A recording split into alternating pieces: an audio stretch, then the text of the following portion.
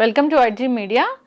So sinus చాలా మందిని ఇబ్బంది పెడుతూ ఉంటుంది, వస్తే తగ్గదని కూడా చెప్తూ ఉంటారు. సో ఆ బాధ తట్టుకోవడానికి అప్పటికప్పుడు ఏవి టాబ్లెట్స్ అవి వాడుతూ ఉంటారు. అయితే సైనస్ని పూర్తిగా తగ్గించడానికి న్యాచురోపతిలో చాలా మంచి ట్రీట్మెంట్సే ఉన్నాయి. వివరాలు తెలుసుకుందాం. ఈరోజు మనతో పాటు ఉన్నారు ప్రముఖ న్యాచురోపతి వైద్యులు డాక్టర్ జ్యోత్స్నా పులిపాటి గారు. మ్యామ్ నమస్తే అండి. నమస్తే అండి. ఎస్, ఈ వర్షాకాలం వచ్చిందంటే చాలా మందిని ఈ సైనస్ అనేది వేధిస్తూ ఉంటుంది. జనరల్గా కొంచెం సీజన్ మారితే చల్లగా అవ్వగానే కూడా ఇది ఇబ్బంది పెడుతూ ఉంటుంది. సైనస్తో బాధపడేవారు ఇయర్స్ బాధపడుతూ ఉంటారు. సో మందులే లేవంటారు. సో న్యాచురోపతి దీని గురించి ఏం చెప్తుంది, ఎలా తగ్గించుకోవచ్చు, అసలు రాకుండా జాగ్రత్తలు ఏమైనా ఉంటాయా? సైనస్ అన్న దాని మెడికల్ టర్మ్ వచ్చేసి సైనోసైటిస్ అనమాట. సో ఐటిస్ అంటే ఇన్ఫ్లమేషన్, సైనస్ అని అంటే మామూలుగా మన ఈ పుర్రె ఆర్ స్కల్ ఏదైతే ఉంటుందో బోన్, ఇందులో మనకి కొంచెం హాలో స్పేసెస్ ఉంటాయన్నమాట. లైక్ ఇక్కడ కానివ్వండి. సో వీటిని సైనసెస్ అంటాము. ఎప్పుడైతే అందులో మామూలుగా మనము మాట్లాడినప్పుడు ఈ వాయిస్ క్లారిటీ కోసము ఈ హాలో స్పేసెస్ అనేది క్రియేట్ అయి ఉన్నాయన్నమాట. అండ్ ఫ్లూయిడ్ రెగ్యులర్ ఫ్లో కోసము. సో ఇవి కాకుండా ఎప్పుడైతే వీటిల్లో ఇన్ఫ్లమేషన్ వస్తుందో, ఇన్ఫెక్షన్ వస్తుందో, దాన్ని సైనోసైటిస్ అంటాం. సో ఈ సైనోసైటిస్ వచ్చినప్పుడు మెయిన్గా లక్షణాలు చాలా మందిని మనం చూస్తే గనక ఇక్కడ ఈ హెడేక్ తో బాధపడుతూ ఉంటారు. ఇక్కడ కూడా అంతా చాలా పెయిన్ఫుల్ గా ఉంటుంది, ఇలా టచ్ చేస్తేనే నొప్పి ఉంటుంది. కొంచెం ఫార్వర్డ్ ముందుకి వంగారనుకోండి, ఇక్కడ ఫ్రంటల్ హెడేక్ అంటాము, అది ఎక్కువైపోతుంది. అండ్ ముఖ్యంగా ఎస్పెషల్లీ ఈ సీజనల్ చేంజెస్ అయినప్పుడు, వర్షాకాలం వచ్చినప్పుడు, ఇప్పుడు వర్షాకాలం నుంచి చలికాలం వచ్చినప్పుడు ఇది ఎక్కువగా చాలా మంది దీంతో బాధపడుతూ ఉంటారు. దాని సిమ్టమ్స్ చూస్తే గనక చాలా అలర్జిక్ సైనోసైటిస్ అని కూడా అనొచ్చు అనమాట. పొద్దున్నే లేచిన వెంటనే విపరీతంగా చాలా మంది కంటిన్యూస్ గా తుమ్ముతారు. అంత అలర్జిక్ రైనైటిస్ అని కూడా అంటాము. సో స్నీజింగ్స్ ఉంటాయి. దెన్ రైనైటిస్ అనేసి అంటే ముక్కులో నుంచి కంటిన్యూస్ గా ఫ్లూయిడ్ కారుతూ ఉంటుంది అనమాట, కంట్రోల్ ఉండదు. తర్వాత ఈ హెడేక్ కామన్ గానే ఉంటుంది. సో ఇలాంటి లక్షణాలన్నీ కూడా ఉంటాయి ఈ సైనసైటిస్కి.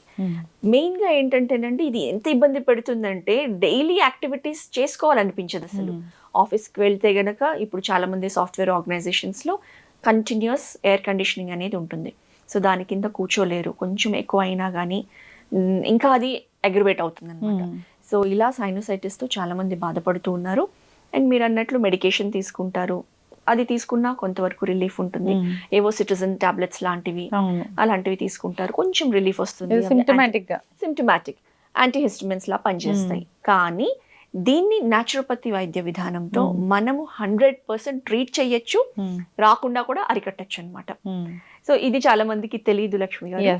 చాలా మంది తెలియదు, అంటే పూర్తిగా తగ్గిపోతుందా, ఇది కూడా అలాగే ఉంటుందేమో అనుకుంటారు. అయితే దీనికి చెప్పాలి అని అంటే మనము పూర్తిగా తగ్గించవచ్చు.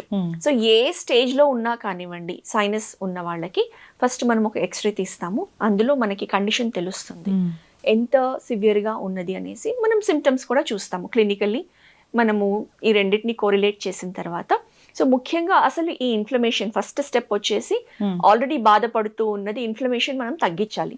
అది తగ్గించడానికి నేచర్ క్యూర్ లో ఫస్ట్ వచ్చేసి ఒక థెరపీ, జలనేతి క్రియ అంటాం. వినే ఉంటారు లేకపోతే చూసే ఉంటారు. ఎస్పెషల్లీ మనకి కోవిడ్ టైంలో ఇది చాలా బాగా even medical doctors from AIIMS ఇది రికమెండ్ చేశారు.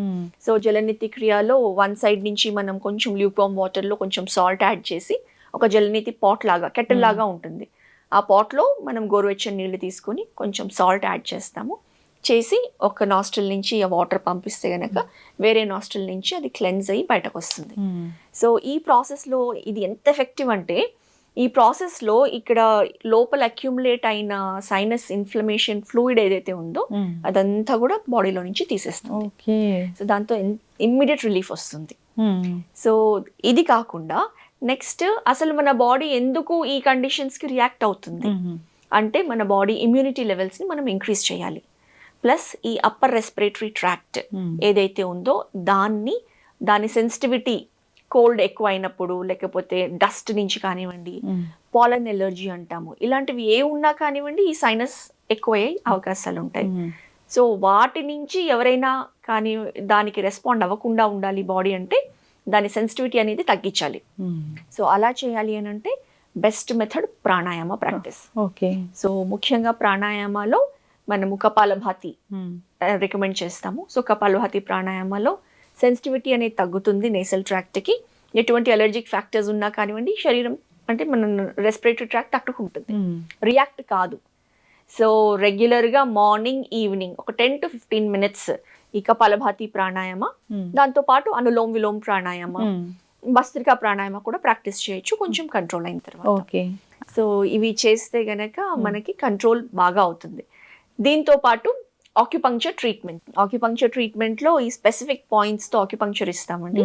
ఇది ఒక కోర్స్ లాగా మనం ఒక 10 sessions to 12 sessions course of treatment చేస్తే ఆల్మోస్ట్ 80% అక్కడే తగ్గిపోతుంది. సో మ్యామ్ చాలా మంది అనుకుంటూ ఉంటారు ఏదైనా సైనసైటిస్ ఇదంటే మందులు వాడాలి, దాన్ని అప్పటి వరకు సప్రెస్ చేసుకుంటూ ఉండాలి, సిమ్టమాటిక్ ట్రీట్మెంట్ లాగా ఉంటుంది, తగ్గదు పూర్తి స్థాయిలో. అయితే ఈ న్యాచురోపతి వైద్య విధానంలో ఇలాంటి ట్రీట్మెంట్ తీసుకోవడం వల్ల సో ఇది పూర్తి స్థాయిలో తగ్గిపోతుంది, చాలా బాగా తగ్గుతుంది. ఎస్.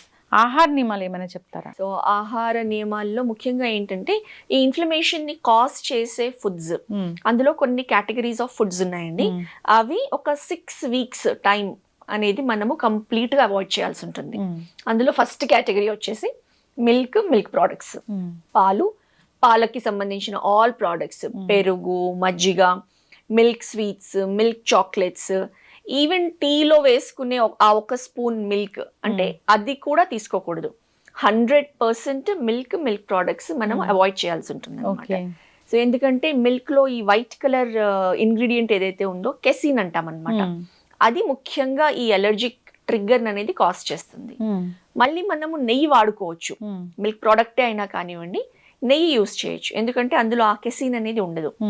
సో ఇది మనం ఒక 6 weeks అవాయిడ్ చేయాల్సి ఉంటుంది.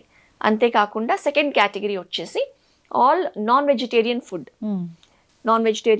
All kinds of food, egg దగ్గర నుంచి ఫిష్, మీట్, ఇవన్నీ కూడా ఒక 6 weeks మనం అవాయిడ్ చేయాల్సి ఉంటుంది. ఎందుకంటే అవి కూడా మన ఈ బాడీని ఈ అలర్జిక్ ఫ్యాక్టర్స్ని ట్రిగర్ చేస్తుంది అనమాట.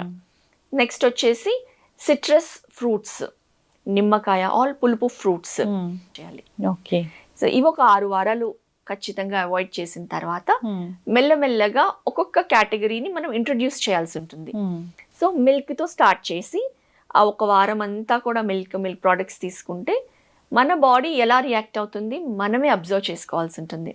ఎందుకంటే ఇది ఒక కేటగిరీ ఆఫ్ ఫుడ్స్ మనం చెప్తాము, కానీ ఎవరి బాడీకి ఏది సూట్ అవుతుంది అన్నది మనమే పరిగణించుకోవాల్సి ఉంటుంది అనమాట.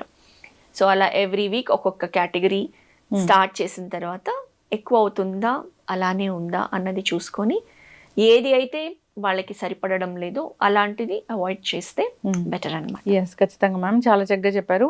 సైనస్ చాలా మందిని ఇబ్బంది పెడుతున్న సమస్య. సో ప్రతి ఒక్కరు కూడా సీజన్ అనే కాకుండా జనరల్గా ఏసీ రూమ్స్లో ఉండడము, వర్క్ చేయడం అనేది అది కామన్. సో అలాంటి వాళ్ళని కూడా ఈ సమస్య వేధిస్తూ ఉందని చెప్తూ ఉన్నారు. సో ఖచ్చితంగా ఇబ్బంది పడుతున్న వాళ్ళు ఒకసారి కాంటాక్ట్ చేయాలని కోరుకుందాం. దీనికైతే చక్కటి పరిష్కారం అయితే ఉంది. చాలా చక్కటి ఇన్ఫర్మేషన్ అండి, ధన్యవాదాలు. నమస్తే అండి.